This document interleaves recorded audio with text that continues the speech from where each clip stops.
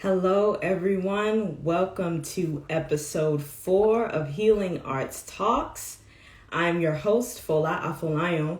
Welcome. Hello, if you are watching from the replay. Today, I'm super excited to have Kimi Moon, who is the founder of Inner Dialogue. She's also a yoga, meditation, breathwork, and self-compassion facilitator. I'm super excited to get into this talk. So I'm going to invite Kimi on now.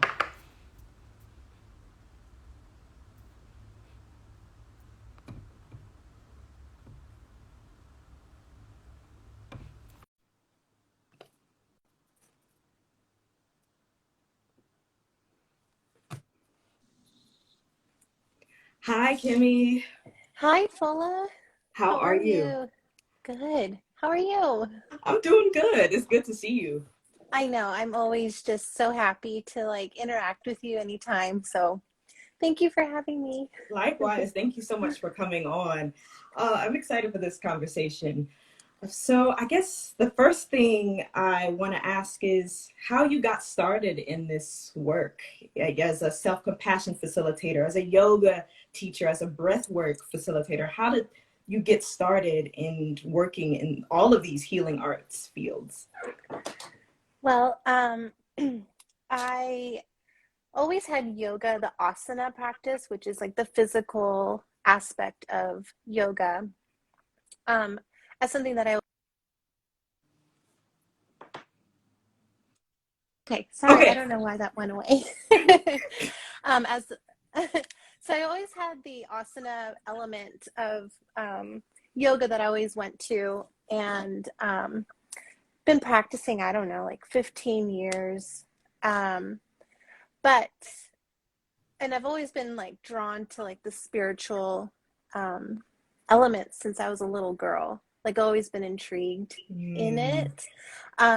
But my mom had a really bad accident almost 5 years ago, and that was like I feel like for me a major shift mm, in really pursuing working in the healing arts. And when she was in the hospital, she was in the ICU for like 30 days straight, and I was with her 20 hours of the day, and then working at a nonprofit at the time. And the only energy I had was to go to a meditation studio. And I had never really like sat in meditation prior to that. So I always did like the physical aspect, but I swear that meditation like literally saved my life. And that was the only thing that really kept me going through such a hard time. And during that time, I was actually able to like for the first time really hear what was going on in my mind and mm, hear how destructive it was, and a lot of things coming up because I had like a really traumatic childhood, like dealing with abuse and everything, and all of that was just coming to surface. And my thoughts were such a reflection of that. And then I started to see, okay, I have awareness now. And prior to that, I had been working with a healer, like just every week, just so dedicated to it. And we did a lot of really great healing. mm, But the meditation was when I was able to just like see it myself for the mm. first time. So, in being aware of that, I just knew everyone else probably had suffering too. And accumulating all the tools like my asana practice, working with the shaman that I was working with diligently for years, and learning all of these new tools, and meditation on top of that, I wanted to just share this with other people and Mm. really like learn how we can love ourselves. Because like I feel like my personal, I should just speak for myself, I should say, is I was my worst enemy. Mm. Ooh, ooh, yeah, You know, like, yeah. I mean, fully, you could be sitting here and just be like, you're amazing, you're so wonderful. And I'd be like, oh, thank you. And then in my heart and in my like being, I'd be like, no, like Mm, I just hated myself mm, and didn't know I hated myself on the level that I really did until I became aware during meditation. So at that point, I was like, I just really want to like, really dive into this, because I always wanted to learn to be a yoga teacher. And then I finally had the opportunity to do it. And in the summer of 2019, I went to Costa Rica for a month, and it was a life-changing experience for me.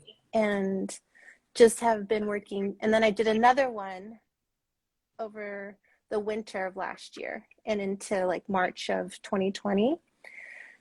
And I just feel like I can't learn enough, And I just really enjoyed being around people who had the same ideas about being kind to each other, about treating one another with so much love and compassion. And that really fueled me to just continue to do this work. And then the pandemic happened. And so I had the opportunity to like really build what I call inner dialogue.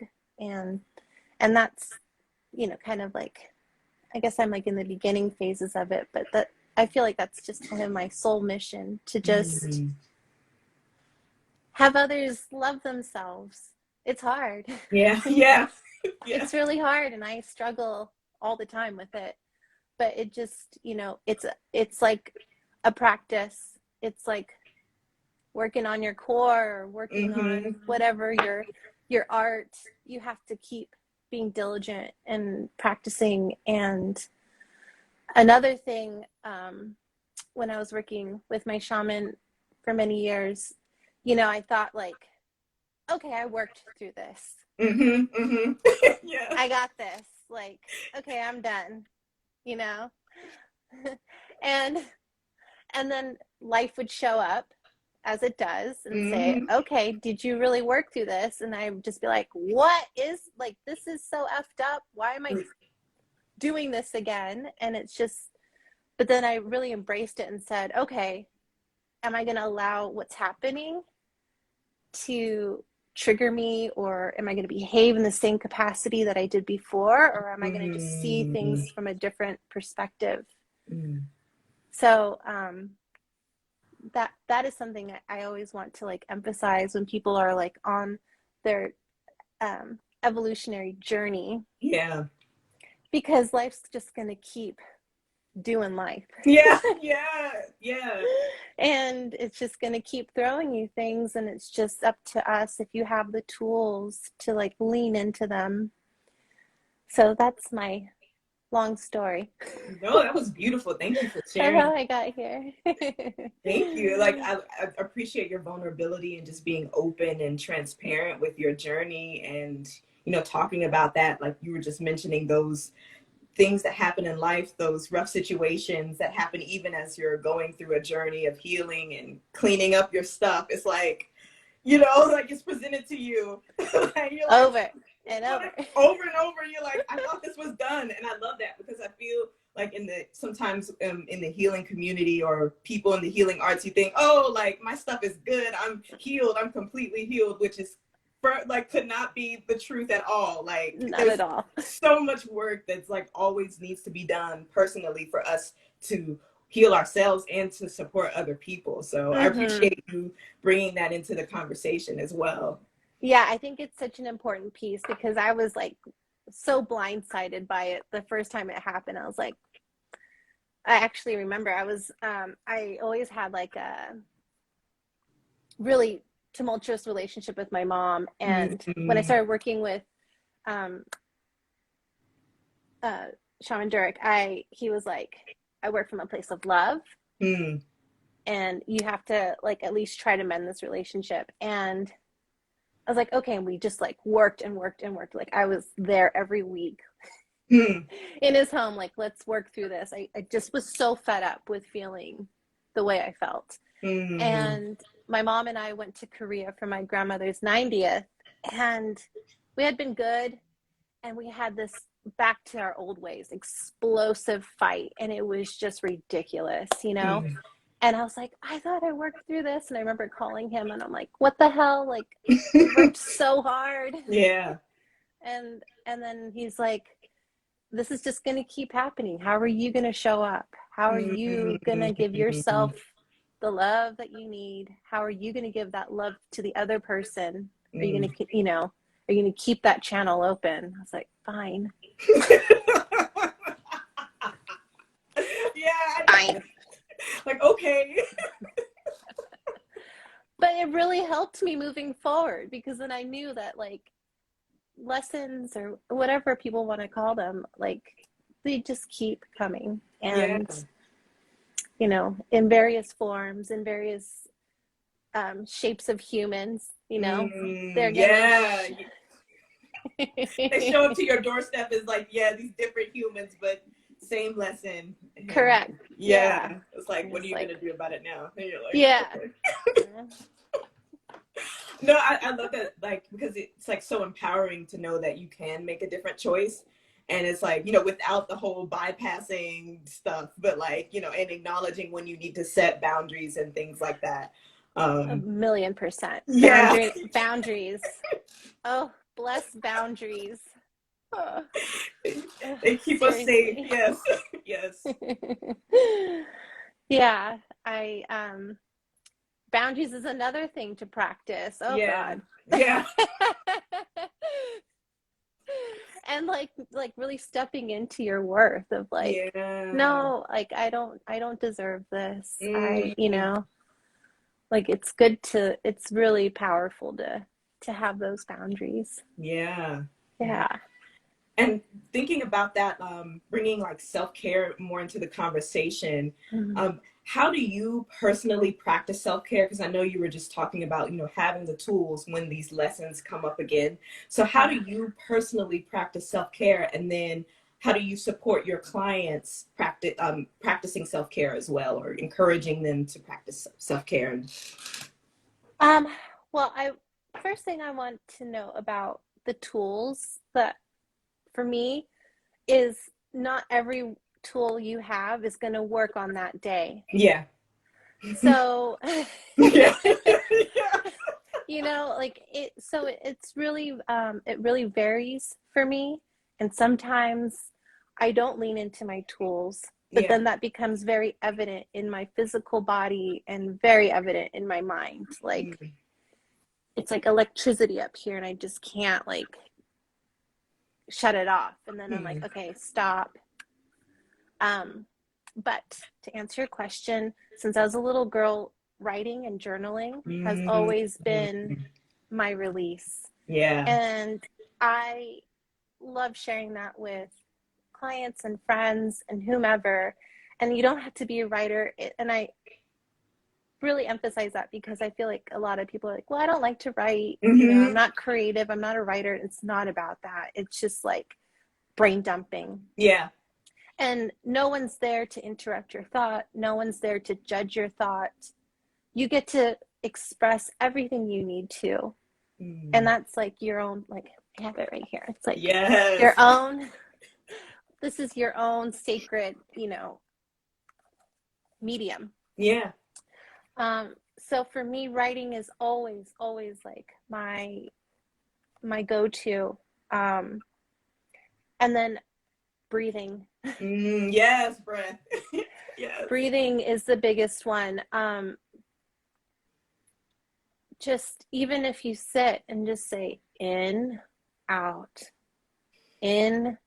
like 2 minutes, a minute of just focusing on your breath shifts, and then you can hop into whatever suits you. You know, I love meditating and sitting and meditating, but sometimes that always doesn't work for me. So when I tune into my breath, that's I would say my first go-to after writing, you know, because writing's always here for me, but like really tuning into my breath and just really focusing on it's such a miracle, our breath.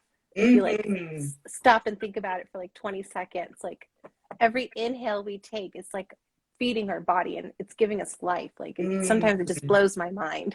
Yeah.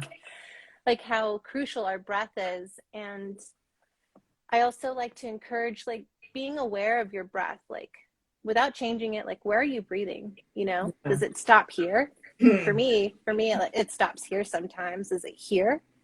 Are you taking a full breath, like deep into your belly? Like I know in class, I'm always like, breathe deep into your belly. Yeah. Because when you're consciously breathing, it like you can start to practice that in your day to day. Like when things get a little, Yeah. like, okay, I'm going to breathe deep into my belly. And just really focusing on that. So I think for me, that is like always brings me back to center. Then I can go and say, okay, do I want to take a walk? Do I want to be in nature? Do I want to sit in silence? Do I want to listen to music? Like there's just so many different things that can speak to you. If you like to paint or just doodle or whatever, like there's so many different tools that can come out of your breath. Yeah. But I would say first and foremost, just coming back to your breath. And then, I love meditating, and there's so many different ways to meditate. Washing the dishes. Like, I always find like a meditative state in that. Walking is a really beautiful way to meditate, and just like really focusing on your surroundings. Putting the phone away, and it really just takes like 2 minutes. We don't need to sit like for 30 minutes, like, we don't have to have that shift. What other tools? Well, obviously the asana practice, but that's not available for everybody. Yeah. And sometimes if it is available for you, you don't have the energy to do it, and that's okay. Yeah. What else? Oh, this just came into my mind. Laughter. Yes. Literally, like, that's a huge tool. And like when you can just, I remember when we chatted, you and I were just like hee, hee, hee, hee, the whole time, and That I was felt so much fun. I know, it was so fun. And I was feeling kind of like an Eeyore before, and then like when I was like laughing with you, I felt so significantly better, and I was like, that was such a blessed hour for me. So yes.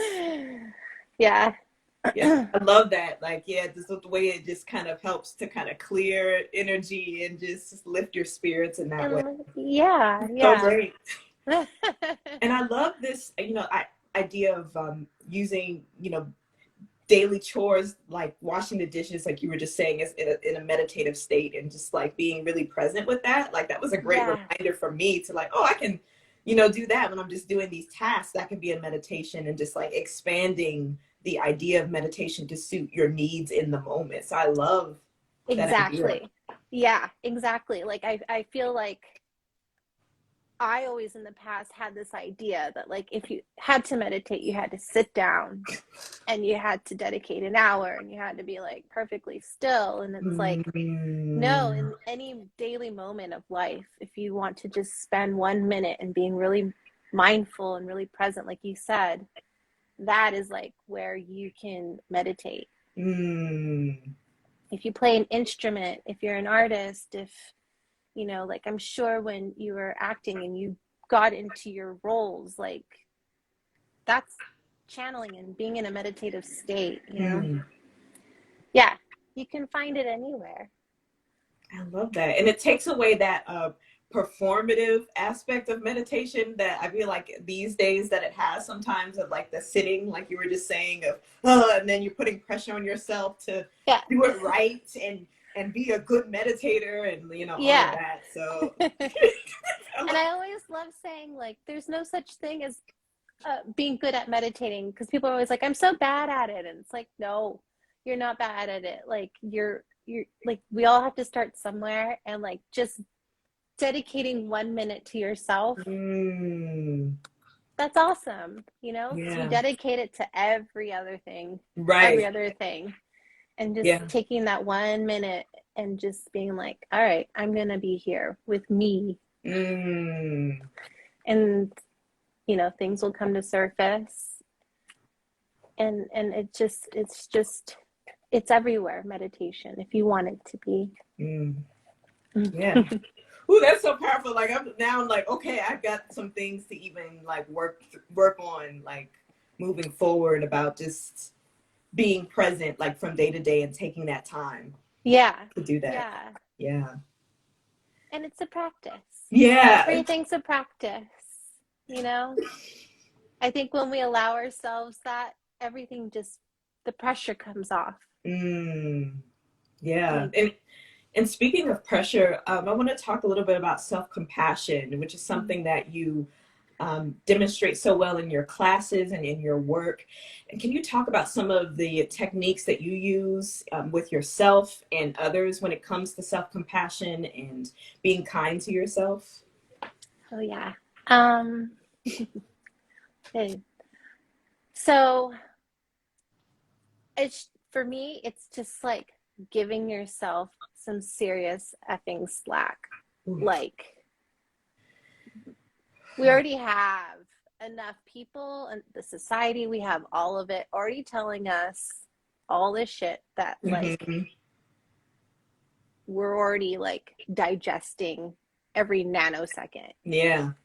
And of course, you in the society want to kind of like live up to parental standards or whatever it is, and there's already pressure that we're putting on ourselves on top of that. It's just like, just give yourself some slack. Yeah. Like, it's all good. Even when it doesn't seem like it's all good. And just really like loving yourself in this moment. Like right now, not like loving yourself when it's your future version that you're hoping for. One of my favorite mantras from Jack Kornfield, just the one simple line in it: may I love myself just as I am. Just as I am right now. Like, and that is for me a freeing experience. Yeah, like, why not just love me in this moment? Yeah. Not when I'm successful, not when I'm bullet point list of things. Right. Just love me right now. Okay. All right. And I just continuously tell myself that. Another big thing for me that came up in this last 18 months is should. The word should. Oof. I should be doing this. You should be doing that. Should. Like, just like, I just want to stop with the shoulding. You know, it's like, okay, you have goals, aspirations, dreams, live for those, but you don't have to be shitting yourself. Like, I should have done the dishes. I should have, like, even like little nano things. Just, it's really about like giving yourself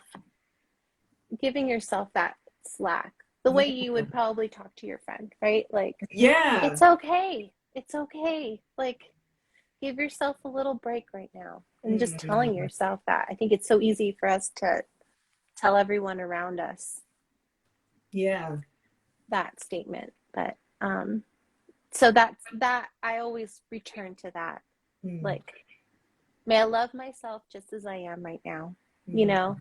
Or I always use this as an example, like when I'm brushing my teeth, that's when I like to tear myself apart. Ooh. You know, because I'm just there in the mirror, like, okay, this is messed up. This is whatever my critique list is. And before, I would just let it go on autopilot. And then now, like, with awareness that I've gained through my meditation practice, it's like, stop. Okay, no. Yeah. You know what?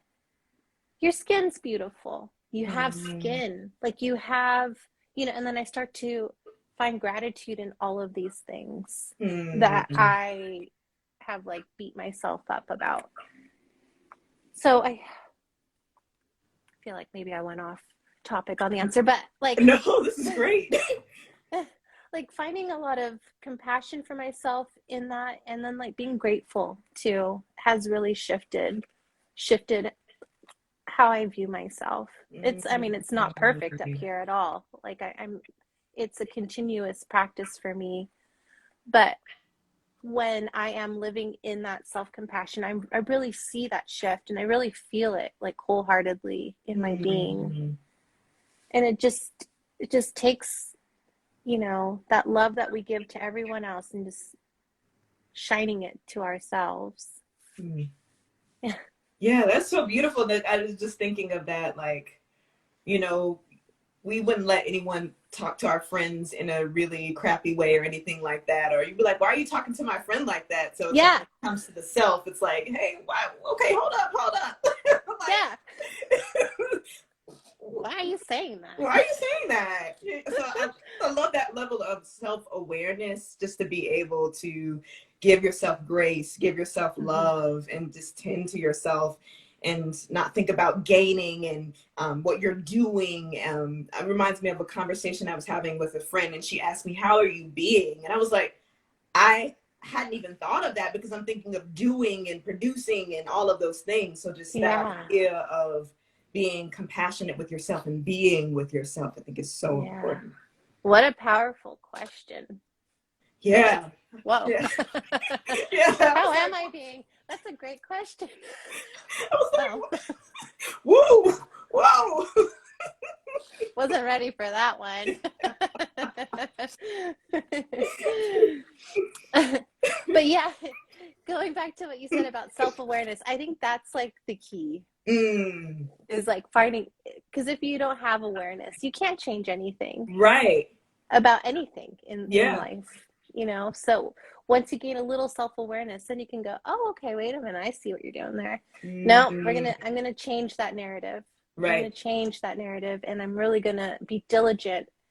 And after a while, you start to believe. You start